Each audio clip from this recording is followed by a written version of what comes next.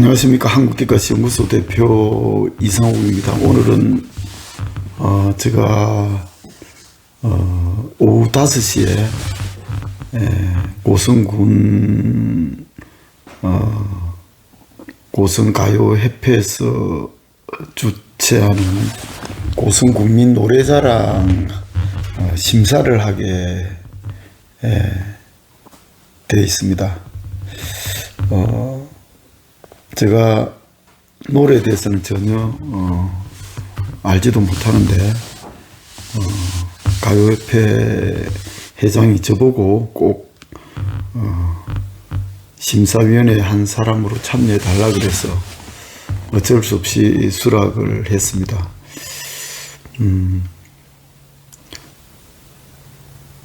오늘 고성군민 노래자랑에는 초청 가수들도 오고 심사위원으로 아마 가수도 포함되고 그래서 3명이서 심사를 하게 되는데 전혀 새로운 경험을 어쩔 수 없이 본의 아니게 하게 됐습니다.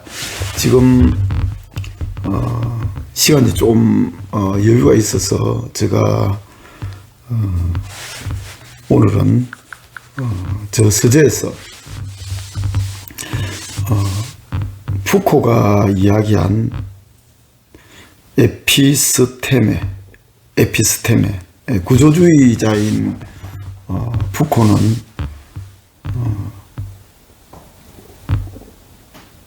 인간의 의식이나 현상 배후에 숨겨진 어떤 지배적 구조를 밝히려고 했고, 그래서 푸코는 그 방법론으로 고고학 혹은 계보학이라는 그런 논리로서 해명을 했는데, 푸코는 각 시대마다 사물들을 분류하고 정리해서 지식화하는 무의식 구조가 존재한다고 보고 그 무의식 구조를 에피스테메라고 했습니다.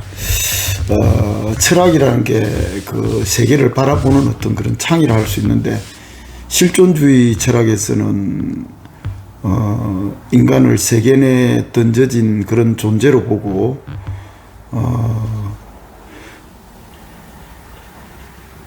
그 인간이 개인적으로 처해 있는 그 실존, 그래서 그 개인이 처해 있는 그 현상을 탐구하려고 한 것에 비해서 구조주의는 개인보다는 그 시대를 지배하는 그런 구조를 파악하려고 하는 것이죠. 제가 왜 이 이야기를 하느냐 하면은 푸코가 각 시대마다 그 시대를 지배하는 담론 속에 그 에피스테메가 있고 그것을 밝히려고 했는데, 제가 생각할 때 지금 우리 시대에 좀 좁혀서 미디어를 두고 볼 때 지금은 문자 미디어 시대를 넘어서 멀티미디어 시대입니다. 그래서 사람들은 문자 미디어로 표현도 하지만은 영상과 문자 멀티미디어로 이렇게 표현하는 것이 디지털 시대의 어떤 새로운 그런 미디어 양식이라 할 수 있겠습니다. 그러면 디카시라는 것은 미디어의 구조랄까, 그 이 시대 디지털 시대의 미디어의 어떤 그 표현의 구조 양식인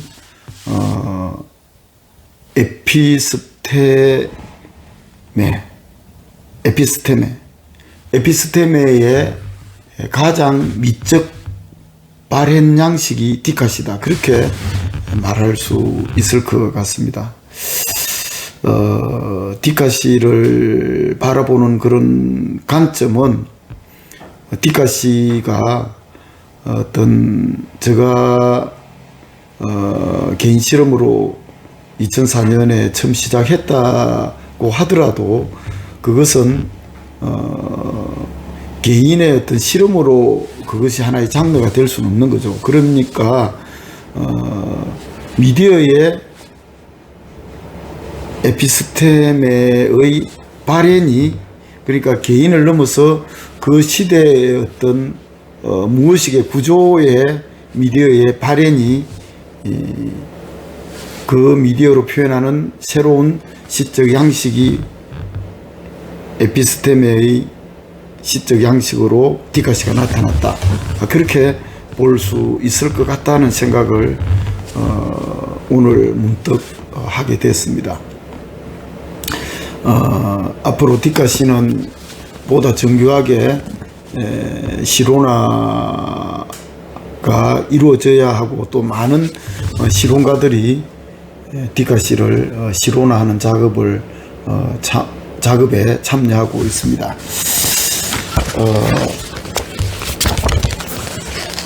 미디어 시대에, 그러니까 새로운 미디어 시대의 표현 방식에 우리 시대 에피스테네의 새로운 미적 양식으로서 디카시가 등장한 것이다. 그렇게 볼 수 있다는 것이죠. 자, 그러면 제가 몇 차례에 걸쳐서 개간 디카시 2021년 겨울호에 실린 디카시 작품과 또 실온 이런 것들을 소개하겠다고 했는데, 지금 이 시간에는 홍원택 교수의 입동이라는 디카시를 소개하려고 그럽니다. 홍원택 교수는 대진대학교 교수인데 디카시를 대학 정규 커리큘럼에 처음으로 도입한 교수로서, 또 인도의 디카시를 소개한 그런 시인이며 교수로서 아주 중요한 디카시 문예 운동사에 위치를 점하고 있다, 그렇게 말할 수 있겠습니다. 입동이라는 디카시가 이런 것인데요.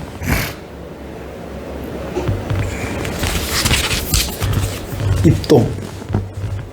물간 타고 봄 소풍 나왔던 나비떼가 가을 볕에 그을린 날개 팔락이며 돌아갈 채비로 소란스러운 저녁. 입동이라는 디카시입니다. 이게 아마 은행나무 같은데요. 입동, 이제 겨울이 막 시작되는 그 밤에 은행나무 한 그루가 이렇게 서서 노랗게 물들이며 이제 곧 떨어질 어떤 조락의 운명을 맞고 있습니다.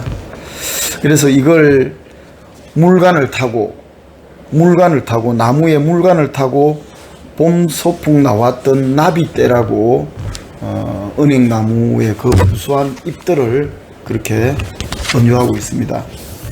그리고 이제 그 바래지고 걸린 그 가을볕에 그렇게 되어서 이제 날개를 팔락거리며, 그러니까 바람이 불면서 잎이 흔들릴 테니까 그걸 날개를 팔락이며 돌아갈 채비로 이제 다시 이 그늘으로 이제 땅으로 이제 돌아갈 그런 채비를 한다는 그런 입동은 그런 소란스러운 저녁이라고 이렇게 입동의 저녁을 표현하고 있습니다. 이 작품을 한정해서 본다면 인간의 어떤 무의식 구조 속에는 누구나 다 이런 죽음에 대한 그런 인식을 가지고 있고, 그래서 앞 시간에도 제가 말씀드렸습니다만은 실존주의적 입장에서 이 죽음이라는 것이 존재자로서의 어떤 그 현 존재인 인간이 보다 삶을 더 치열하고 의미있게 이 지상에서 사는 것이 바로 죽음으로 향하는 존재라는 그런 실조 때문에 그렇다고 했는데, 이 입동이라는 이 디카시도 실존주의적 어떤 그런 입장에서도 볼 수 있지만 누구나 다 이거는 개인을 넘어서서 무의식의 구조 속에 내재한 어떤 그런 구조주의 입장에서도 디카시를 볼 수 있고, 어떻게 보면 인간의 어떤 사유를 결정짓는 가장 인간이라는 어떤 인문학의 담론 속에 그 에피스테메는 역시 죽음이 아닌가, 뭐 그런 생각마저 듭니다. 그래서 푸코의 그 에피스테메라는 관점에서 오늘 디카시를 거시적으로 말씀드렸고, 또 이 작품 속에서도 좁은 의미로 인간이 가지고 있는 인간의 어떤 삶을 지배하는 에피스테메가 죽음이다. 그런 관점에서, 구조적인 관점에서도 볼 수 있겠다는 생각이 듭니다. 참 아름답게 표현이 됐습니다. 물간 타고 봄 소풍 나왔던 나비떼가 가을볕에 걸린 날개 팔락이며 돌아갈 제비로 서러운 살아온 저녁. 이제 인간도 이 세상에 태어나서 이제 성장하다가 사멸하게 되는데, 얼굴에 주름도 지고 머리도 휘어지고 이런 것들은 바로 입동에 서 있는 은행나무 한 그루의 어떤 그런 실존이 바로 저의 어떤 표상 같은 그런 느낌도 듭니다.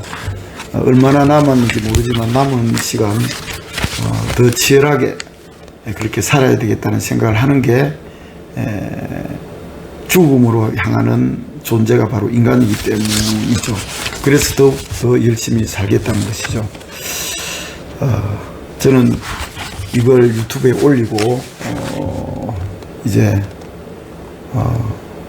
고성에서 고성군민 노래자랑이 펼쳐지는 거기에 심사위원으로 참석하려고 합니다. 그것도 어쨌든 그렇게 사양을 해도 꼭 하라고 그래서 어쩔 수 없이 마지못해 하는데, 그것도 어떻게 보면 또 새로운 경험이 아닌가, 뭐 그런 생각이 듭니다. 그만큼 제가 이제 나이도 들고 이제 저 자신이 이 겨울의 어떤 시작, 입동의 은행나무 한 그루 같다는 생각이 거듭 듭니다. 다음 시간에 또 새로운 작품으로 찾아오도록 하겠습니다. 감사합니다.